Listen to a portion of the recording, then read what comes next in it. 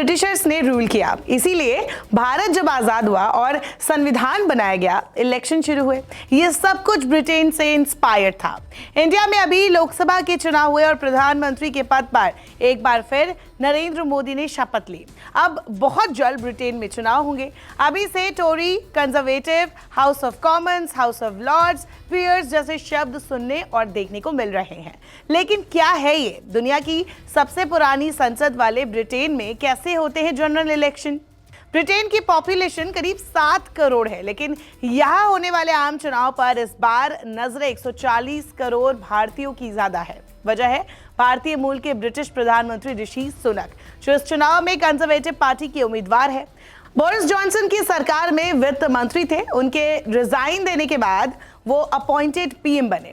अब ब्रिटेन की जनता अपना प्रधानमंत्री चुनने वाली है। ऋषि सुनक साउथहैम्पटन में पैदा हुए, लेकिन उनके माँ बाप की जड़ें पंजाब से है। सुनक धार्मिक भी है, तो इसीलिए इस बार के यूके इलेक्शन में भारतीयों की दिलचस्पी बहुत है। हालांकि सर्वे जो करवाए जा रहे हैं उनमें इस बार कंजर्वेटिव पार्टी की हार दिख रही है, वही लेबर पार्टी की वापसी। ऐसे में जानना जरूरी हो जाता है कि आखिरकार ब्रिटेन का इलेक्शन होता कैसे है। इंडिया पार्लियामेंट राष्ट्रपति, लोकसभा, राज्यसभा से मिलकर बनता है। ब्रिटेन की बात करें तो यहां भी संसद को पार्लियामेंट कहते हैं। ब्रिटेन की संसद भी क्राउन यानी कि राजा या रानी, हाउस ऑफ लॉर्ड्स और हाउस ऑफ कॉमन्स से मिलकर बनती है। भारत और यूके में नामों का काफी फर्क है, लेकिन संसद का फॉर्मेट और प्रधानमंत्री चुनने का तरीका लगभग एक जैसा ही है। तो हम लोकसभा की बात करें तो लोकसभा में अगर इंडिया की बात करेंगे तो संसद में 2 सदन होते हैं, राज्यसभा और लोकसभा। और यहाँ पर भी 2 सदन होते हैं, हाउस ऑफ कॉमन्स और इसके अलावा हाउस ऑफ लॉर्ड्स। निचला सदन जो होता है वो होता है लोकसभा, निचला सदन यहाँ पर होता है हाउस ऑफ कॉमन्स। इसके अलावा ऊपरी सदन को राज्यसभा कहते हैं इंडिया में, तो वही ऊपरी सदन हाउस ऑफ लॉर्ड्स हो जाता है यूके की बात करें तो। वही 5 साल में यहाँ चुनाव होते इंडिया में। सेम अगर बात करें यूके की तो यहाँ पर भी 5 साल के अंदर जनरल इलेक्शन होते हैं।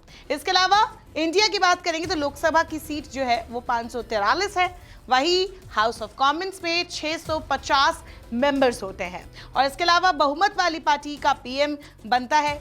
ये लोकसभा का नियम है कि जो बहुमत जिसको मिलता है जिस पार्टी को, उसका ही प्रधानमंत्री चुनकर बनता है। और इसमें भी बहुमत वाली पार्टी का प्रधानमंत्री बनता है। यानी कि बहुत हद तक इंडिया और यूके की पॉलिटिक्स और जो स्ट्रक्चर है इलेक्शन का वो एक ही जैसा है। इसके अलावा लोकसभा में बहुमत 272 है, तो हाउस ऑफ कॉमन्स में बहुमत 326 है। ईवीएम से वोटिंग होती है इंडिया में, लेकिन सबसे बड़ी बात कि ब्रिटेन में, यूके में पोस्टल बैलेट से चुनाव आज भी कराए जाते हैं।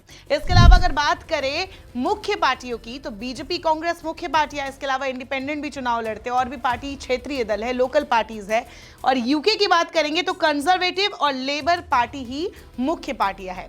कंजर्वेटिव से सुनक एक बार फिर से प्रधानमंत्री पद की दावेदारी कर रहे हैं, तो वही लेबर पार्टी से स्टारमर आगे चल रहे हैं। और इस वक्त जो सर्वे चल रहा है ब्रिटेन में, जो माहौल है उसके मुताबिक स्टारमर को बहुमत मिलता दिख रहा है। जीत इस बार लेबर पार्टी की होती दिख रही है, तो इस बार उलटफेर यूके में हो सकता है। इसके अलावा बात करेंगे लीडर ऑफ ऑपोजिशन की, तो जैसे लोकसभा में लीडर ऑफ ऑपोजिशन की एक व्यवस्था है, इस बार Rahul Gandhi leader of opposition बने हैं, तो इसमें लीडर ऑफ ऑपोजिशन भी होता है यूके में, और वो इस वक्त लेबर पार्टी के स्टारमर ही है।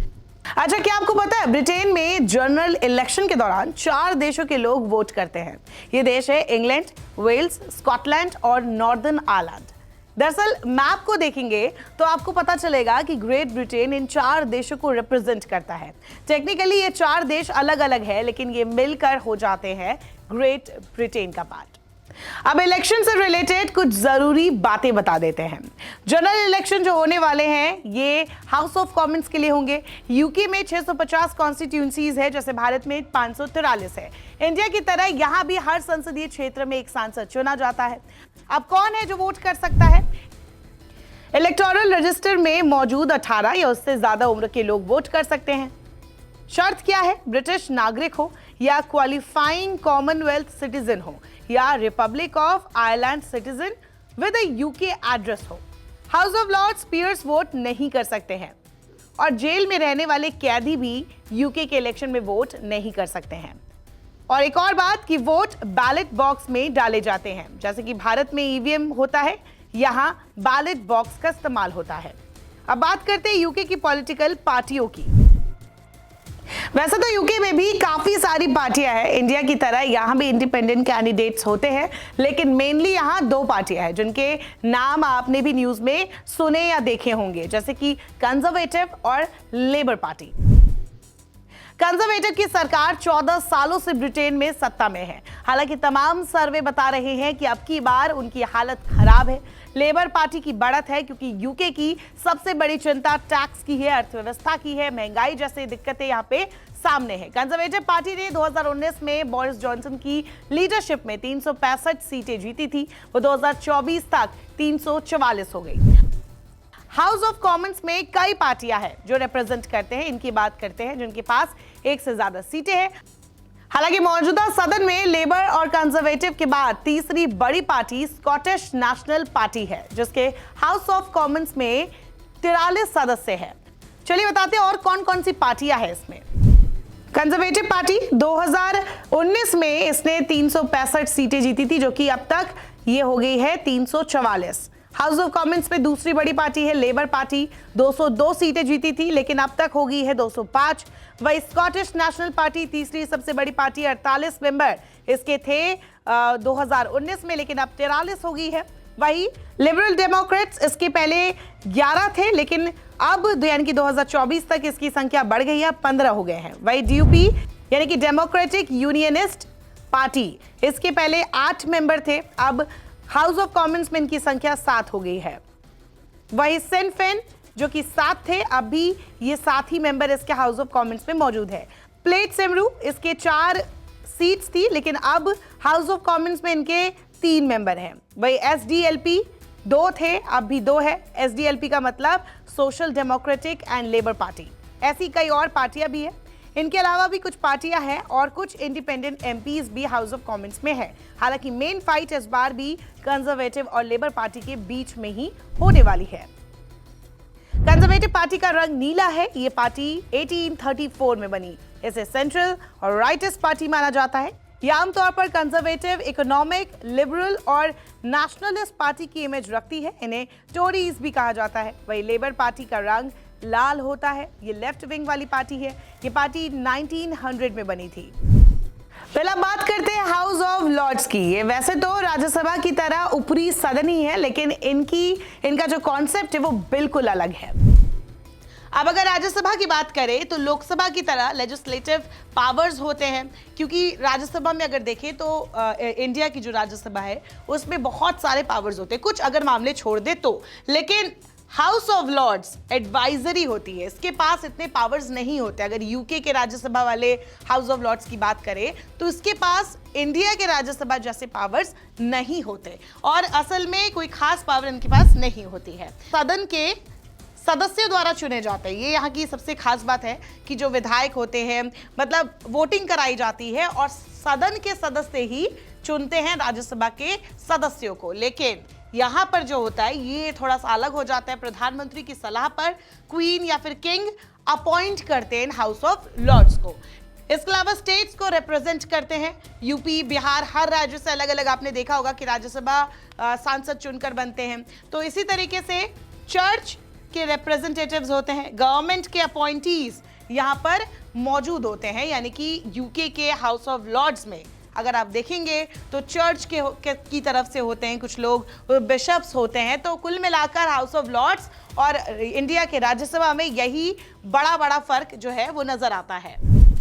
हाउस ऑफ लॉर्ड्स को संसद में रॉयल्टी और चर्च रिप्रेजेंटेटिव बेसिकली ब्रिटेन के पूर्व शासकों को उसका हिस्सा बनाने के लिए किया गया था। लेकिन यूके में जैसे जैसे डेमोक्रेसी मजबूत हुई वैसे वैसे हाउस ऑफ लॉर्ड्स का पावर कम होता गया। वह राज्यसभा का गठन ही इसी मकसद से हुआ कि ये स्टेट इंटरेस्ट को नेशनल लेवल पर अकोमोडेट कर सके। इसीलिए कह सकते हैं कि राज्यसभा हाउस ऑफ लॉर्ड्स की तरह नहीं बल्कि यूएस सेनेट की तरह होता है। हाउस ऑफ लॉर्ड्स मेंबर्स को पीयर्स भी कहते हैं। ये पॉलिटिकल और नॉन पॉलिटिकल बैकग्राउंड दोनों के हो सकते हैं, जैसे फॉर्मर एमपीज। बाकी पीयर्स किसी एक सेक्टर में एक्सपर्ट हो सकते हैं, जैसे कि साइंस, आर्ट्स। एक और बात, ये लाइफ टाइम के लिए हाउस ऑफ लॉर्ड्स बनते हैं, लेकिन रिटायरमेंट लेना हो तो ले सकते हैं। कोई फिक्स नंबर नहीं है कि कितने हाउस ऑफ लॉर्ड्स होते हैं। जून 2024 तक हाउस ऑफ लॉर्ड्स में 785 पेयर्स है। चाइना के नेशनल पीपल्स कांग्रेस के बाद ये दुनिया की संसदों में दूसरा सबसे बड़ा चैम्बर है। इसमें बिशप्स भी होते हैं, क्रॉस बेंचर्स भी होते हैं। इसका मतलब वो पेयर्स जो किसी पार्टी से बिलोंग नहीं करते हैं। एक और बात, हाउस ऑफ लॉर्ड्स में हेरिडेटरी पेयर्स होते हैं, अभी करीब 92 है। बिशप्स भी करीब 26 है। हेरिडिटरी यूके की बहुत पुरानी शाही परंपरा है, जहां टाइटल मिलता है और वो generation to generation pass on होता है, जैसे ड्यूक, विस्काउंट, अर्ल, मार्क्वेसिस। पहले राजा ये टाइटल दिया करते थे। खैर, इनको लेकर अब काफी लोग विवाद भी करते हैं, कंट्रोवर्सीज है, क्योंकि ये टाइटल ज्यादातर मर्दों के लिए बने थे, औरतों के लिए नहीं। लेबर पार्टी अगर जीतती है तो पेयरेज सिस्टम खतरे में आ सकता है या इसका दायरा और कम हो सकता है। लेबर पार्टी के मैनिफेस्टो में हाउस ऑफ लॉर्ड्स को लेकर कई बातें कही गई है, जैसे सरकार बनी तो लाइफ टाइम एक पद पर बैठ जाते हैं, उनका रिटायरमेंट तय करेंगे, उनकी जिम्मेदारी तय करेंगे। लेबर पार्टी का कहना है कि हाउस ऑफ लॉर्ड्स में ऐसे लोगों को शामिल करने को जस्टिफाई करना मुश्किल हो जाता है जो अपने पुरखों के टाइटल की वजह से वहां बैठे हैं। खैर, यूके में 800 ऐसे हेरिडिटरी पेयर्स हैं, लेकिन सिर्फ 92 ही हाउस ऑफ लॉर्ड्स में बैठे हैं। खैर, जैसे लोकसभा राज्यसभा मिलकर कानून बनाते हैं, वैसे ही यूके की संसद में होता है। द हाउस ऑफ कॉमन्स दिन के सबसे बड़े राजनीतिक मुद्दे पर डिबेट करते हैं और नए कानून लाने का प्रस्ताव रखते हैं। ये सरकार का काम भी चेक करते हैं। स्पेशली ये सरकार को मनी ग्रांट करने के लिए रिस्पॉन्सिबल होते हैं, फाइनेंशियल बिल्स अप्रूव करते हैं जिससे टैक्स आता है। वही the House of Lords mostly House of Commons का काम चेक करते हैं, कानून बनाने में अहम भूमिका निभाते हैं, लेकिन पहला इनिशिएटिव हाउस ऑफ कॉमन्स ही लेते हैं। एक जरूरी बात कि एक हाउस में जो फैसला किया जाता है उसे दूसरे हाउस से भी अप्रूवल मिलना जरूरी है। दोनों हाउसेस की मीटिंग्स होती है पैलेस ऑफ वेस्टमिंस्टर में, जो कि लंदन में है। विलायती के इस एपिसोड में इतना ही। उम्मीद है कि यूके इलेक्शन की ABCD आपको समझ आ गई होगी। मन में कोई सवाल हो तो हमें कमेंट सेक्शन पर जरूर बताएं। Thank you.